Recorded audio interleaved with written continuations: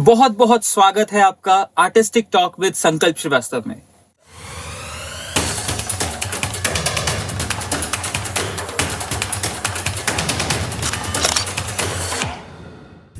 हमारे साथ आज एक ऐसी शख्सियत आए हैं जो कि लेखन में भी हैं और एक्टिंग में भी हैं। तो ये दोनों का जो समावेश होता है ये बहुत ही क्रिएटिव एक पाथ पर लेकर जाता है आपको। एक ऐसा रास्ता बनता है, उस पथ की ओर आप बढ़ते हैं जो कि बहुत ही सोचने वाला, समझने वाला एक शख्स बनता है, एक एक्टर बनता है। अगर आप भी उसी पथ की ओर जाना चाहते हैं तो 101% इस एपिसोड को देखिएगा। हमारे साथ हैं कैलाश पंडित जी। नमस्कार कैलाश पंडित जी। मैं आपको बीच बीच में कभी कैलाश जी भी बोलूंगा और पंडित जी भी बोलूंगा जी। तो आपका कैसे सफर चालू हुआ? आप एक्टिंग और राइटिंग दोनों में आपने अपने आप को प्रफुल्लित किया है, खुद करके खुद आप उसके ऊपर अग्रसित रहे हैं। क्या आपकी जर्नी कैसे चालू हुई इसकी? अगर अभिनय की बात करें तो क्योंकि शुरुआत तो अभिनय से ही हुई, राइटिंग बाद में शुरुआत हुई है। अभिनय मैं बेसिकली पिलखवा से बिलोंग करता हूँ। ओके। जो दिल्ली से जब हम लखनऊ की तरफ जाते हैं NH-24 पर जी। तो लगभग 44 किलोमीटर बाद पिलखवा पड़ता है, हापुड़ से पहले जी। जो पहले गाजियाबाद डिस्ट्रिक्ट में था और अब हापुड़ डिस्ट्रिक्ट में है। तो वहाँ पर जो रामलीला होती है तो आप लोग देखते हैं। तो पिलखवा में, हापुड़ में पिलखवा में एक ट्रेंड है कि रामलीला के अंदर एक समय आता है राम की बारात निकलती है जी। तो उस दिन वहां पर ठेले सजाए जाते हैं। अच्छा। ठेले से मतलब जो बैल बुग्गी जो होता है, बैल है उसके पीछे बुग्गी जो लगी होती है वो सजाए जाते हैं और उनके ऊपर झांकियां निकलती थी। ओके। और एक छोटे छोटे नाटकों का एक वो था, 5-7 मिनट के नाटक का, पुराने टाइप के जो होते थे तख्तो तो ताज तोड़ने वाले, वो नाटक। नुक्कड़ टाइप के? नहीं, नुक्कड़ अलग वो है। स्टेज के ऊपर जैसे पुराने टाइप के महाराणा प्रताप जैसे, अच्छा। या महाराणा सांगा जैसे, हाँ। या कोई द्रौपदी चीरहरण का दे दिया, या इस तरह के प्रसंग के रूप में। और वो जो तख्तो ताड़ तोड़ने वाले इसको बोलते थे, वो ऐसे मारा करते थे, ये कर दूंगा, तलवार निकाली, ये सब इस तरह का चलता था। तो हम नई उम्र के थे तो हमसे बोला गया भी यार इसको करो जी। तो हमने एक आध बार प्रैक्टिस भी की तो हमसे हुआ नहीं। तो फिर ये बात आई कि यार अब करने की बात आ गई, करेंगे तो जरूर। जब करेंगे तो फिर हमने अपने हिसाब से नाटक लिखवाया, आजकल के प्रवेश का लिखवाया, और हमने फिर वो किया रियलिस्टिक अभिनय की तरह से। जब हमने किया तो वहाँ हंगामा मच गया, क्योंकि पहली बार इस तरह का हुआ कि यार अभी तक सारे होते थे कि वो एक लाइन आगे बोली, जो कलाकार है उसने आगे बढ़कर एक लाइन बोली और पीछे जाके उसने पीछे से प्रॉम्प्ट किया, वो सुना, उसने फिर दूसरी लाइन आगे बोली। हमारा प्ले कैसा होता था कि उसमें हम याद करके ही हम सब कुछ बोल रहे हैं। तो वो एक चेंज आया और वो इतना हिट हुआ कि उसके बाद साल दर साल फिर हम उसमें हिट होते चले गए कि भाई ये है यार युवा नाटक। मतलब आपने एक तरीके से बेंचमार्क अलग सेट कर दिया। उसके बाद फिर हमने छोटे स्टेज प्रोग्राम की डिमांड होने लगी, क्योंकि यही जो प्ले थे इनको थोड़ा सा लार्ज करके और स्कूलों में या धर्मशालाओं में उनमें हमारी प्रस्तुति होने लगी। तो वो बढ़ने लगा कि यार दायरा बढ़ रहा है तो फिर आप और प्रयास करते हैं। उस समय पे कुछ था नहीं, क्योंकि ये मैं बात बता रहा हूँ लगभग 82-84 के करीब। फिर धीरे धीरे आप इंट्रोड्यूस हो रहे थे दूरदर्शन से, जिसपे फिल्में दिखाई जाती थी, चित्र दिखाए जाते, तो वो नशा जो था। तो लिखने का भी वहीं से हुआ कि भाई प्ले भी लिखा जाए। तो उस समय पे मैंने लिखा था एक अछूता सच।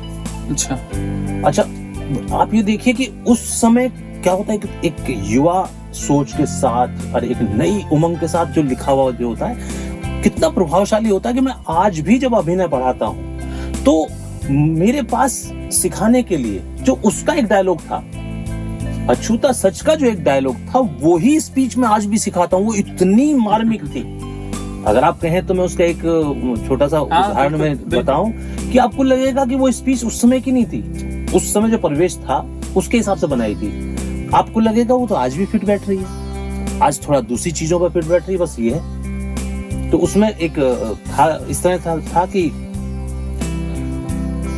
जो गरीब तबका है या हम ये कहें कि शेड्यूल कास्ट है, दलित है, तो एक ब्राह्मण का कुआं है, उस पर जाके वो पानी पीना चाहती है, उसकी पति बीमार है, वो नहीं पीने देता, भगा देता है, ठीक है। दूसरी तरफ एक फौजी भाई बहुत टाइम के बाद युद्ध जीत के अपने घर वापस आ रहा था। देन उसको देखता रहे, यार बेचारा गरीब है, रास्ते में पड़े हुए हैं, मरने वाला है। बोले क्या परेशानी क्या है? इसको पानी की जरूरत है, पानी नहीं मिल रहा है, मर जाएगा।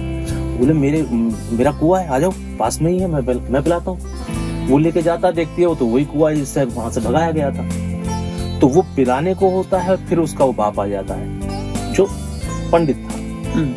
तो ये छुआछूत का रिश्ता इसमें हमने दिखाया था। उस समय पे सोचिए, लगभग मैं 83-84 की बात कर रहा हूँ, उस समय पे ही ज्यादा था, छुआछूत का बहुत ज्यादा था। तो कन्फ्रंट होता है दोनों में, बाप बेटे में। बेटा नई सोच का देश प्रेमी फौजी भाई है, और बाप पुरानी सोच का एक पंडित है जो बिल्कुल ही छुआछूत और इससे बिल्कुल भरा हुआ है, प्लस कुछ और चीजें जो वो समाज के साथ करता है। वो जबरदस्त कन्फ्लिक्ट था उसके अंदर, दोनों में तनाव हो जाता है। वो ही कहता है, यहाँ बात आ जाती है कि अगर तुमने पानी पिलाया तो मैं तुम्हें जायदाद से बेदखल कर दूं, और वो कहता है जी मैं पानी तो मैं पिलाऊंगा। तो इस लास्ट ये था कि वहां स्पीच शुरू होती है कि वो कहता नहीं चाहिए मुझे तुम जैसा बाप जो अपने बेटे को धर्म के नाम पर जुल्म करना सिखाता हो। नहीं चाहिए वो घर जिस घर में देश की एकता और अखंडता को तोड़ने के पाठ पढ़ाए जाते हैं। लानत भेजता हूं इस सरकार पर, जो सरकार चंद वोटों की खातिर भाई को भाई का दुश्मन बना देती है। अरे धिक्कार है ऐसे समाज पर, जिस समाज में आज भी छुआछूत और दहेज जैसी कुरीतियां पनप रही है। हम 21वीं सदी के स्वप्न सजोने वाले नौजवान लात मारते इन सब चीजों को। हम इंसान हैं, इंसानों से प्यार करते हैं, और इंसानियत से बड़ा कोई धर्म नहीं होता पिताजी। मैं जा रहा हूं हमेशा के लिए, और चला जाता है। ये आप लगाइए, ये 84 में लिखी हुई स्पीच आज देखेंगे तो आज भी ऐसा लगेगी आज भी। बिल्कुल।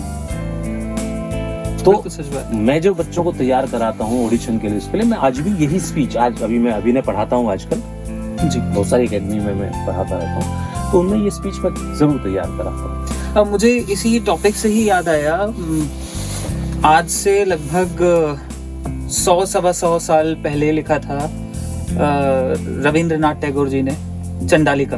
यही था कि मतलब यही जो एक समाज में कुरीतियां चली आ रही हैं, वो सोचिए कब से चली आ रही हैं, और शायद अभी भी कहीं ना कहीं ये मौजूद है। हाँ। ऐसा नहीं बोलेंगे कि खत्म हो गया है, लेकिन हाँ, शहरों में अब थोड़ा डेवलपमेंट हुआ है, लेकिन ये खत्म होना चाहिए। ये हमारे देश की उन्नति के लिए बहुत जरूरी है कि ये छुआछूत जैसी चीज जो है, ये ऊंच नीच का जो भेदभाव है, ये खत्म होना चाहिए।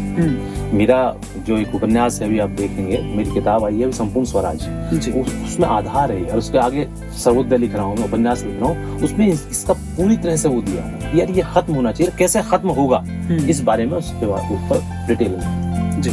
तो आप ये आपको बताया, आप इसको जरूर पढ़ें, और ऑनलाइन भी आपको अवेलेबल होगी जी।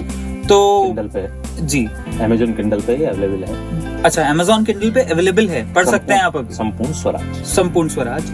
तो आपका, मैं अगर सही मायने में देखूं तो आपकी इंस्पिरेशन कौन रहा? आपका कौन ऐसा एक शख्स रहा जिसने आपके अंदर इतना कुछ डेवलपमेंट किया, या ऐसा गुरु जिसने आपको इस तरीके से चमकाया कि आप इस तरीके से इस मकाम पे हैं जहाँ पे एक्टिंग और लेखन दोनों एक साथ आप चला रहे हैं?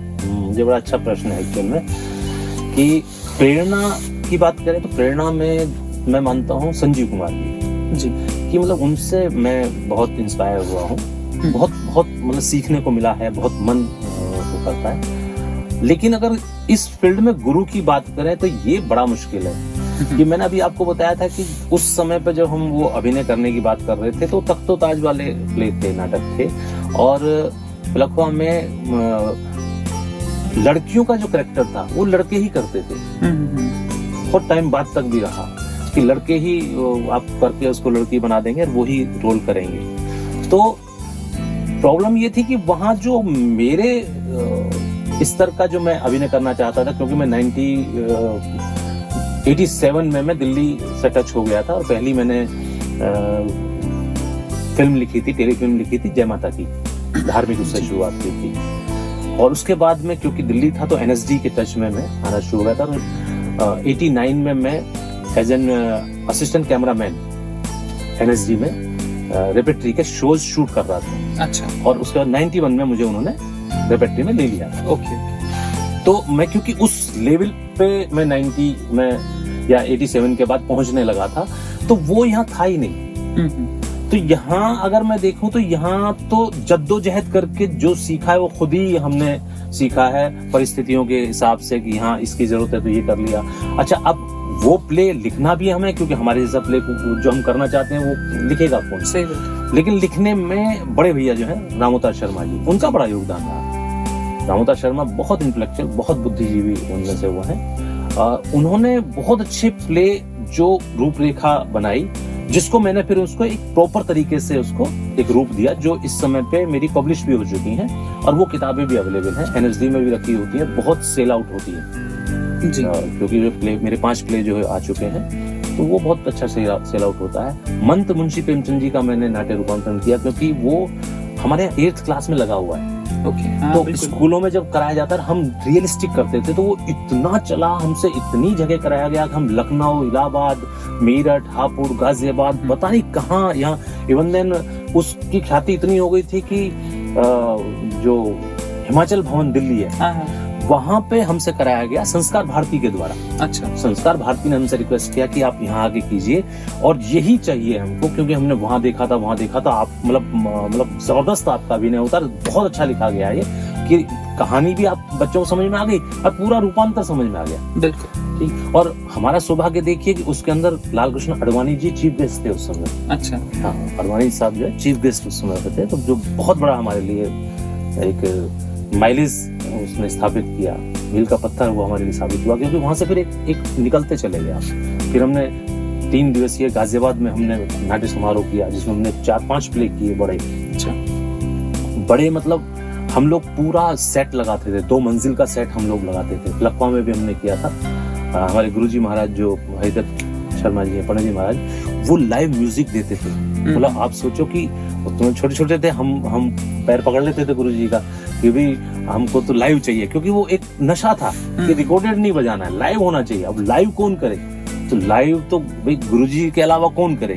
तपन जी तबला वादक थे उस समय, सोचिए। और आज मतलब मैं उनका नाम ले रहा हूँ तो क्षमा करें मुझे कि वो इतनी बड़ी हस्तियां हैं कि मतलब सोचिए कि वो लोग हमारे साथ में, या रवि चोपड़ा का नाम अगर आपने सुना होगा, तो उन्होंने कई प्ले में मेरे में आप जिनका नाम ले रहे हैं वो सब हमारे इस शो से कहीं ना कहीं जुड़े हुए हैं। क्या बात है, क्या बात। मतलब एक ऐसी टीम बन गई थी हमारी, और हमने इस टीम ने एक नई चीज हमने दी थी, पूरे क्षेत्र को हमने दिया था कि यार ये तो अलग ही करते हैं कुछ। हमारे यहाँ लड़कियों का कैरेक्टर लड़कियां ही करती थी, तो वो एक और ज्यादा लगता था कि वो तो रियल है भाई, लड़के नहीं बनते, वो तो लड़की बनते हैं। तो वो भी एक आपने एक तरीके से मैं बोलूं तो क्रिकेट का जो पहले गली क्रिकेट होता था उसको एक ग्राउंड क्रिकेट आपने बना दिया। बिल्कुल बिल्कुल। फिर उसके बाद में बात आई नुक्कड़ की। नुक्कड़ क्या अलग विधा है, स्टेज अलग विधा है, नुक्कड़ अलग विधा है। स्टेज जो विधा है ये बेस्ड है 2 का, स्तानिस्लावस्की और नाट्यशास्त्र। भरत मुनि जी का नाट्यशास्त्र हमारा और स्तानिस्लावस्की, ये 2 का बेस्ड है। और जो स्टेज ये तुम्हारा नुक्कड़ नाटक है, ये बर्टोल्ट ब्रेख्ट का है, ये अलग फॉर्म है। तो जब हमने वो शुरू किए तो वो तूफान मचा दिया, क्योंकि मैंने बताया ना कि मैं 89 में लगभग यहाँ पे जुड़ा था, दिल्ली से जुड़ा, और 91 में सफदर हाशमी जी का मर्डर हो गया था। अच्छा। ऑन द स्पॉट, जब वो हल्ला बोल वो कर रहे थे, नुक्कड़ नाटक कर रहे थे, तो इसीलिए हल्ला बोल बहुत ज्यादा फेमस, आप ना हर जगह पे उसी को लेकर चलते हैं। तो वो झटका लगा हम सभी को, क्योंकि भी उससे जुड़े हुए थे, तो हम जुड़ गए थे कि यार ये बहुत गलत हुआ।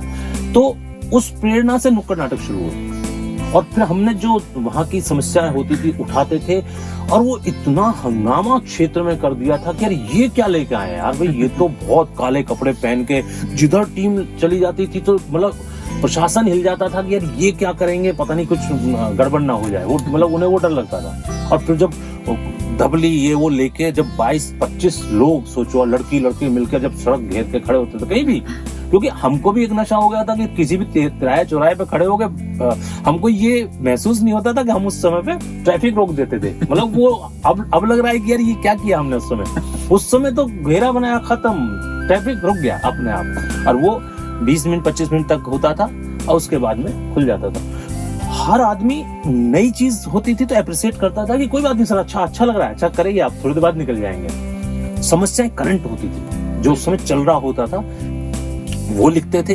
करंट होता था कि यार ये परेशानी इस क्षेत्र में है, तो लोग कनेक्ट होते थे बहुत जबरदस्त तरीके से। बिल्कुल। तो वो नुक्कड़ पे वहां से, और थिएटर में जितनी एनर्जी लगती है उससे कई गुना ज्यादा नुक्कड़ में लगती है, क्योंकि आपके पास ना तो वहां पे माइक है, ना साउंड सिस्टम है। आपको अपनी आवाज एक आखिरी इंसान तक पहुंचानी है जो कि आपकी बात को सुन पाए, समझ पाए। बिल्कुल। अगर वो सुन नहीं पा रहा है तो मुश्किल ये हो जाएगी कि उसको समझ में नहीं आएगा। बिल्कुल। और समझ में नहीं आएगा तो जुड़ेगा नहीं तो फिर उसे जाने की लगेगी। मतलब ये एक दूसरे कनेक्टेड है।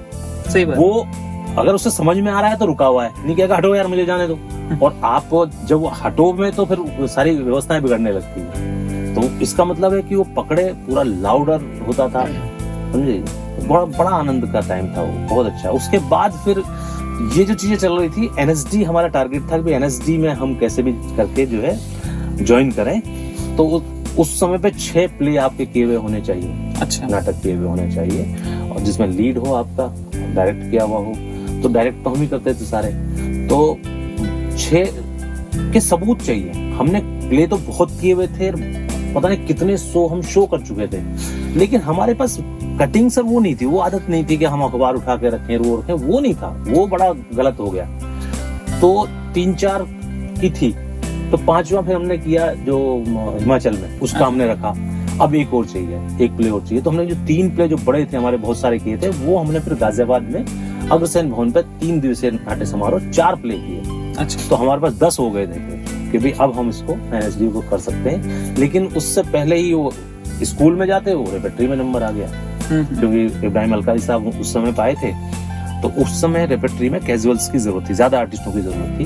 हमारा सौभाग्य कि हमें भी उसमें मौका मिल गया, क्योंकि तभी हमने ताजा काफी अच्छा काम किया था। लिखने का ये जो था, ये सारे प्लेस क्योंकि हमने लिखे, हमने डायरेक्ट किए। इसमें अगर सहयोग की बात बताऊं तो मैंने बताया कि बड़े भाई दामोदर शर्मा जी। क्या होता है कि केवल आपने प्ले तैयार कर लिया, लिख लिया, इससे काम नहीं चलता। व्यवस्था बहुत जरूरी है। बिल्कुल। तो उनसे बड़े जो ब्रदर हैं मेरे, श्रीधर शर्मा, उनकी कंट्रोलिंग पावर बहुत बढ़िया, उनकी टीम बहुत अच्छी है कि 8-10 दोस्ती है सब जो है। तो कहीं भी प्ले होता था तो वो उनसे रिक्वेस्ट करते थे कि व्यवस्था आपकी जिम्मेदारी है। तो कंट्रोलर के रूप में वो रहा करते थे। महेश शर्मा, रमन गुप्ता, नरेश खंडेलवाल की राइटिंग बहुत अच्छी थी। अच्छा। तो कॉपी बहुत जरूर, उस समय जेरोक्स होती नहीं थी, तो सबको कॉपी भी चाहिए, अब समझ में भी आना चाहिए। तो हमारी तो इतनी बढ़िया लेखनी थी नहीं कि हम दे दे तो वो पढ़ता ही रह जाए। तो वो बेचारे जो है कॉपी करते थे, इसलिए वो मैनेजर भी थे हमारे। नरेश खंडेलवाल का बहुत हुआ है, राजेंद्र किशन जी का बहुत महत्व है, देवेंद्र किशन जी, जिन्होंने देवेंद्र किशन जी क्या था कि म्यूजिक साथ में हमें चाहिए होता था। तो वो म्यूजिक में बहुत, आपने शायद सुना भी होगा, पिलखुआ वाले देवेंद्र। हाँ। बहुत ही गुणी आदमी। पिलखुआ, मैं अगर बात करूं, पिलखुआ एक छोटा सा कस्बा है। हाँ। लेकिन उस छोटे से कस्बे ने कलाकार बहुत दिए हैं, बहुत गुणी लोग दिए हैं। बिल्कुल। हमारे वागीश दिनकर जी हैं और हमारे गुरु जी हैं पंडित हरिदास शर्मा जी। तो मतलब बहुत लोगों को, कुमार विश्वास है, मनीष सिसोदिया उप मुख्यमंत्री आज के हमारे जो दिल्ली के हैं, और प्रवीण शुक्ल जी। आप मतलब लोग ज्यादातर उन्हें भूल जाते हैं। और साहित्य में शिव कुमार गोयल जी, ओ कमाल। भक्तों में भक्त रामचंद्र दास जी, मतलब नाम ही उनका भक्त रामचंद्र दास जी। बिल्कुल। तो बहुत। और अगर राजनीतिक उसके क्षेत्र की बात करें तो सबसे शुरू में श्याम सुंदर शर्मा जी, बहुत बड़े वक्ता, MLC रहे, पहले वक्त हो रहे। अब तो खैर उसके बाद में धर्मेश तोमर या और भी कई लोग आ गए, लेकिन शुरुआत श्याम सुंदर शर्मा जी से बहुत बढ़िया हो रहा। अच्छा, मेरा प्रश्न एक आपसे ये है जो कि बहुत ही जरूरी है आज के समाज के लिए। थिएटर हमारा पतन की ओर जा रहा है। जितना आर्टिस्ट अपना करते हैं उसके अंदर सहयोग उतना उनको मिलता नहीं है। जितना पैसा लगाते हैं वापसी नहीं आता है। थिएटर पूरा का पूरा बुक करते हैं, जिसके अंदर 400 सीटिंग होती है, और वो 400 सीटिंग में से 100 सीटिंग हो पाती है, वो भी जो एक्टर्स हैं उन्हीं के ही रिश्तेदार वगैरह और दोस्त वगैरह आते हैं, वो उनको सपोर्ट करके जाते हैं, और उनका सपोर्ट करना लाजमी है। आप क्या ऐसा कुछ मतलब मेरा जो आपसे सवाल यही है कि जितना लोग मूवी हॉल में जाते हैं उतना ही क्राउड हमारा थिएटर में भी आना चाहिए, तो उसके लिए हम क्या कर सकते हैं? देखिए, इसमें आपने 2-3 प्रश्न किए हैं, ठीक है ना, एक तो नुकसान जा रहा है और हम क्या कर सकते हैं। तो मैं शुरुआत से करता हूँ। जो नुकसान जा रहा है कि मोस्टली नुकसान में ही होता है थिएटर। हमने भी ये दर्ज झेला है कि भी हम पास भी लेके आते थे, बड़ी मुश्किल से वो लोग आते थे, क्या हो पाते थे। हम पहला क्या होता है कि जब हम थिएटर में शो करने जा रहे हैं तो हमारी सबसे पहले जरूरत तो ये होती थी कि भाई देखने तो लोग आए। हम अगर उसको पैसे से बुलाएंगे तो आ ही नहीं रहे, तो हम उनको पास दे के देखने तो आए, स्पॉन्सर कहीं और से देखें। जबकि दूसरी तरफ से सोचते भी थे लेकिन होते नहीं थे स्पॉन्सर फिर भी नहीं मिल पाते थे। वो नुकसान वाली बात रहती थी जो आप कह रहे हैं। हाँ, गुजराती थिएटर जो है, मुंबई का थिएटर, गुजराती थिएटर जो है, ये दोनों प्रॉफिट वाले, ये दोनों रिच हैं। हाँ, बिल्कुल सही बात है, बिल्कुल गुजरात का जो, क्योंकि वहाँ लोग देखने जाते हैं, पसंद करते हैं बहुत ज्यादा। फिल्म की जगह जब अगर आप चूज करने की बात आई तो गुजरात के अंदर वो थिएटर पसंद करेगा जाकर। हाँ बिल्कुल। तो उससे उसकी क्वालिटी बढ़ जाएगी। जब आप देख रहे हो ना कि आप चीज अपने आप को बेच रहे हो तो क्वालिटी आपकी बढ़ जाएगी। जब क्वालिटी बढ़ जाएगी तो फिर देखने जाएगा। बिल्कुल। फिर इवन मैं आपको बताऊं कि मुंबई और गुजरात वगैरह के थिएटर के अंदर वो प्रॉप्स पे कितना पैसा खर्च करते हैं, वो कॉस्ट्यूम पे कितना, सेट पे, कॉस्ट्यूम पे, लाइट्स पे, हर चीज पे पैसा खर्च करते हैं। पैसा क्योंकि आ रहा है, यहाँ पे सेट के लिए भी सोचना पड़ेगा कि हम लगाएं भी कि ना लगाएं। तो उसी का ही मेरा इधर दिल्ली। हाँ, तो इसमें क्या हुआ कि ये जो आपने बताया ना कि सेट और प्रॉप्स पे जो खर्च बढ़ा, ये एक अच्छी शुरुआत जो की जब मैं 91 में, मेरा सौभाग्य में NSD में जब गया, तो इब्राहिम अलकाई साहब, मैंने कहा जो गुरुओं जिन्होंने स्थापना की थी NSD विद्यार्थी की, उनको बुलाया गया था 14 वर्षों के बाद अमेरिका से कि जी सर आप आके 1, 2, 3 कुछ जो जितना आप प्ले चाहे वो कीजिए। उन्होंने 3 प्ले चूज किए, लेकिन इस शर्त के साथ कि मुझे बंदिश बर्दाश्त नहीं है, मतलब जो खर्च होगा वो आपको पे करना होगा। तो उस समय क्या होता था कि एक सपोज को प्ले है, 20-30 लाइट लगानी है, सेट में इतना खर्च होना है, कॉस्ट्यूम में इतना होना है, तो सपोज को कोई भी एक अमाउंट लगा लीजिए कि 10,000 खर्च होने हैं। तो उन्होंने सोचा कि ठीक है 10,000 होने तो चचा कितना कर देंगे। चचा कहते थे अलगाई साहब को, चचा दुगुना कर देंगे, 3 गुना कर देंगे, हम 4 गुना लेके चलते हैं कि 10 की जगह हम 40,000 लेके चलते हैं, कोई दिक्कत नहीं। लेकिन जब उन्होंने एस्टिमेट दिया तो सबके होश उड़ गए। उन्होंने इतना, जैसे अगर आप 10,000 का बजट किया करते हैं, उन्होंने 40 सोचा तो उन्होंने 2 लाख का बजट दिया। ऐसा सोचो, इतना ज्यादा बजट जूलियस सीजर। लेकिन जब वो दिया तो देखने वाले की आंखें फट गई कि जूलियस सीजर क्या ह्यूज सेट लगाया, कॉस्ट्यूम ऐसी लग रही है कि जैसे फिल्म जो थी जूलियस सीजर की वो उन्होंने वहां उतार दी। ऐसी कॉस्ट्यूम, ऐसा मेकअप, सब कुछ वो दे दिया जो फिल्मों में होता है। बैकग्राउंड म्यूजिक तक उन्होंने वो कर दिया, डन डन डन, जैसे ओपनिंग हो या कुछ भी हो, लगे कि आप फिल्म देख रहे हैं। Lighting, oh my God, 20-30-40 light लगाने वाले लोग, हम लोगों ने 132 लाइटें लगाई एक शो के अंदर। मतलब ये प्रॉब्लम आ गई, लगाएं कहाँ, मतलब स्पेस कहाँ से लाएं, लगाएं कहाँ। तो पिलर खड़े करके, जो बीच में स्पेस होता है कुर्सियों के बीच में, वहां बड़े पिलर खड़ा किया, पिलर उस पे ऐसे रोड लगी हुई है, वहां से लाइटें आ रही है। सोचिए कितनी जगह पे ऐसे पिलर खड़े करके। तो वो उन्होंने थॉट दिया कि आप शो को लाइव करने के लिए बढ़िया बनाओ, उसमें पैसा लगाओ तो आपको रिटर्न मिलेगा। तब लोगों ने उस ओर ध्यान देना शुरू किया। जनपद किस का नाम है, कपूर साहब का, रणजीत कपूर जी का, और खूबसूरत बहू, मुआवजे M.K. रैना जी का। ये जो खर्चा इन पर हुआ, ये उनके बाद में हुआ। जो पहले चचा ने किए थे, जूलियस सीजर, रक्त कल्याण, दिन के अंधेरे, 3 प्ले उन्होंने किए थे जबरदस्त। उसके बाद में एक होड़ सी मच गई कि हम भी करेंगे। और इन पे जब खर्चा हुआ और इन पे कॉस्ट्यूम पे, इन पे सब पे बहुत बढ़िया तरीके से हुआ। और आप विश्वास मानिए कि खूबसूरत बहू में मैं भी था रंजीत कपूर जी के साथ में। रंजीत कपूर कौन है मैं बता दूं कि जिन्होंने बैंडिट क्वीन लिखी थी जी। और हमारे खूबसूरत बहू का जो प्ले था उसमें से मोस्टली जो कास्ट थी वो बैंडिट क्वीन की कास्ट थी। मतलब खूबसूरत बहू की हमारी जो हीरोइन थी सीमा विश्वास, वही बैंडिट क्वीन की हीरोइन जो थी, जो बैंडिट क्वीन बनी थी वो सीमा विश्वास ही बनी थी, जो हमारे साथ में काम करती थी। और बहुत सारे सौरभ शुक्ला से लेकर जितेंद्र शास्त्री से लेकर बहुत सारे, सीताराम पांचाल लाला बने थे, बहुत सारे लोग वही था, क्योंकि वही लैंग्वेज थी, वही सब कुछ था, सब लोग वहां पे। वो प्ले आप विश्वास नहीं मानेंगे, इस कदर बना, इतना बढ़िया बना कि सुपर डुपर हिट हुआ और ब्लैक में टिकटे भी की। मतलब वो टेक्स्ट हुआ, इस तरह का हुआ कि नहीं यार, अगर आप अच्छा बनाते हो तो आपको देखने भी लोग आएंगे, और जैसे सिनेमा में होड़ मचती है, ब्लैक में टिकट बिकते हैं, यहाँ भी बिकेंगे। जनपद किस में भी ऐसा ही हुआ, बहुत जबरदस्त प्ले उनका था। उसके बाद एक बहुत बढ़िया वो चला, आगे भी बहुत सारे प्लेस के बाद में आए। तो गुणवत्ता अगर आप देते हैं चीज को, एक स्टोरी आपकी लाइन अच्छी है, प्लस उसके बाद कॉस्ट्यूम, मेकअप, सेट्स, ये सब अच्छे तरीके से आप करते हैं, तो पब्लिक देखने के लिए आएगी।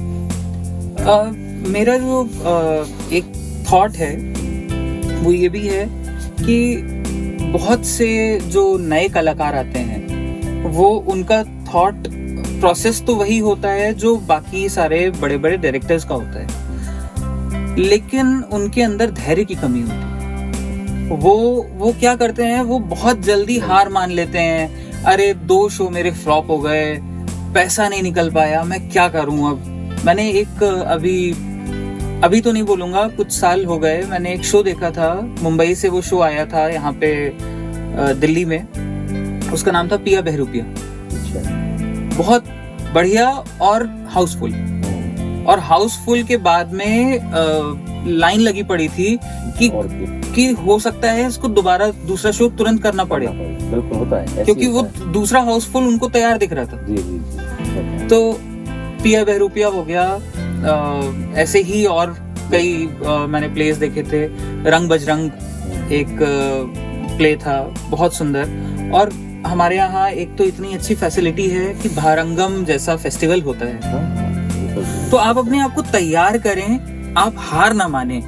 ऐसा ना सोचें कि मतलब एक प्ले किया, दूसरा प्ले किया, उसके बाद में यार कुछ नहीं हो रहा है, मुझे लगता है कि अब लाइन बदलनी पड़ेगी। धैर्य से काम लेंगे, मेहनत करेंगे तो फल हमेशा आपको मीठा मिल ही जाएगा।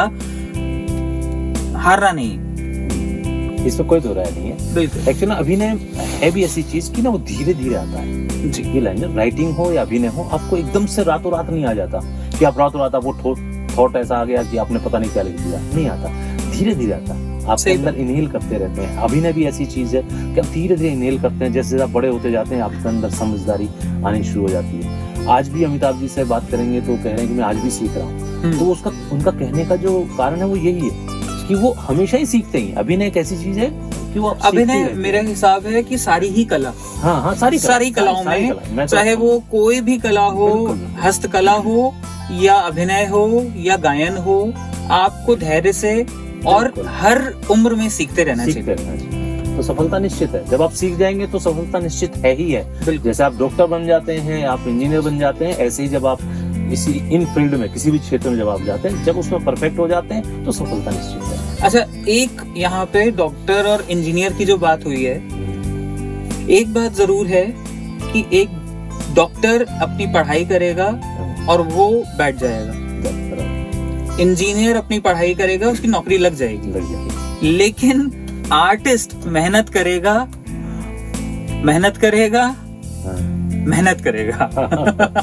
उसके पास मेहनत ही करना है, और सफलता कब सामने आएगी आपको धैर्य से उसको देखना है। किस्मत के भरोसे मत बैठिए, मेहनत के भरोसे बैठिए।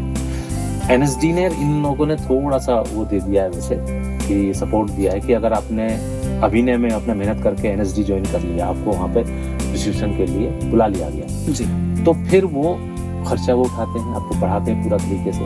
और 3 साल की पढ़ाई के बाद एक तो आपको तैयार कर देते हैं, जैसे कि आप डॉक्टर इंजीनियर में तैयार होते हैं, वो अभिनय में आपको तैयार करते हैं, अभिनय में, डायरेक्शन में, इनमें तैयार करते हैं। एनएसडी है तो उसके बाद वो क्या करते हैं कि वो आपको 6 साल देते हैं कि अगर आप चाहते हैं कि भाई कहीं और करना चाहते हैं आप कीजिए, नहीं करना चाहते हैं और आपको लग रहा है कि पता नहीं बाहर मिलेगा नहीं मिलेगा, तो उन्होंने रेपेटरी रखा है, रंगमंडल रखा। तो 6 साल तक एनएसडी पास आउट होने के बाद आप रंगमंडल में रह सकते हैं, जहाँ पे आपको सैलरी मिलेगी या बी ग्रेड जी। तो उन्होंने ये व्यवस्था की 6 साल में, अब 3 साल 9 साल में कोई भी आर्टिस्ट परिपक्व हो जाता है, फिर वो कहता नहीं जी अब मुझे आपकी आवश्यकता नहीं, मैं अपना आप कर लूंगा। तो ये एक ट्रैक बहुत अच्छा है, वो यहाँ भी समझ लीजिए, बीएनए समझ लीजिए, या श्रीराम सेंटर हो गया, और भी जो है बहुत जगह पे मैसूर में है।